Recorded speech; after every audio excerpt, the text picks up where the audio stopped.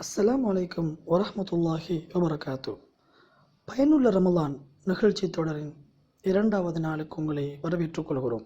நேற்றைய பகுதியில் நாங்கள் ரமலானுக்கான இலக்குகளை வகுத்தலும் அதனை திட்டமிட்டு அடைதலும் குறித்து பேசியிருந்தோம். இன்று நாங்கள் ரமலானின் ஒரு நாளை எப்படி நடைமுறைப்படுத்துவது, அதற்கான நேர சூசியை எப்படி போடுவது என்பது குறித்த சில நடைமுறை வழிகாட்டல் குறிப்புகளை பகிர்ந்து கொள்கிறோம்.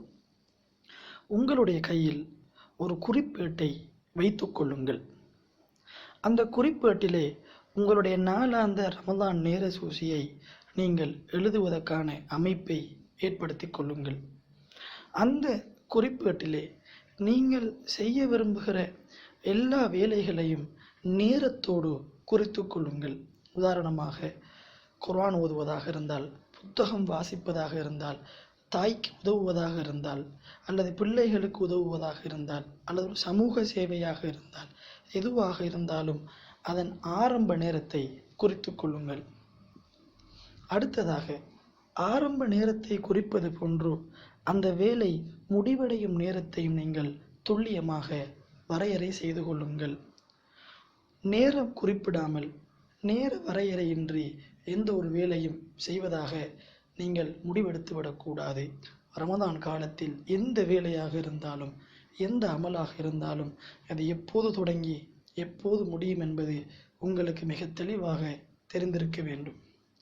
அதே நேரம், நீங்கள் நேர சூசியில் இட்ட ஒவ்வொரு விடயங்களையும் செய்து முடிக்கிற பொழுது அந்த வேலை முடிந்த பிறகு, அந்த வேலையை முடித்து விட்டதாக அந்த நேர சூசியின் தகவலை நீக்கிவிடுங்கள். அப்பொழுது வேலைகள் குறைந்து கொண்டு செல்லும். உங்களுடைய நாள் வெற்றிகரமாக மாறிக்கொண்டு செல்வதை நீங்கள் உணர்வீர்கள்.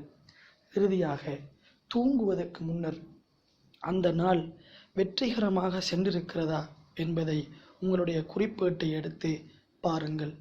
அப்படி மீட்டி பார்க்கிற போது ஏதாவது செய்யாமல் விடப்பட்டிருந்தால் அந்த வேலைகளை செய்ய முடியுமாயின் அப்பொழுது செய்யுங்கள். இல்லாவிட்டால் அடுத்த நாளுக்கான நேர சூசியோடு அதனை இணைத்து விடுங்கள். இந்த வழிகாட்டல்களை, இந்த நடைமுறைகளை பின்பற்ற முடியுமாயின் ரமலானின் ஒவ்வொரு நாளையும் வெற்றிகரமாக மாற்ற முடியும். ரமலானின் ஒவ்வொரு நாளிலும் நீங்கள் அடைகிற வெற்றிதான் நீங்கள் இறுதியாக ரமலானில் அடைகிற வெற்றியாக இருக்கிறது. இன்ஷா அல்லாஹ் நானும் நீங்களும் ரமலானை முழுமையாக வெற்றி கொள்வதற்காக ரமலானின் ஒவ்வொரு நாளையும் திட்டமிட்டு பயன்படுத்துவோம். இன்ஷா அல்லாஹ் மற்றொரு வழிகாட்டல் குறிப்போடு சந்திப்போம். அஸ்ஸலாமு அலைக்கும் வரஹ்மத்துல்லாஹி வபரகாத்துஹு.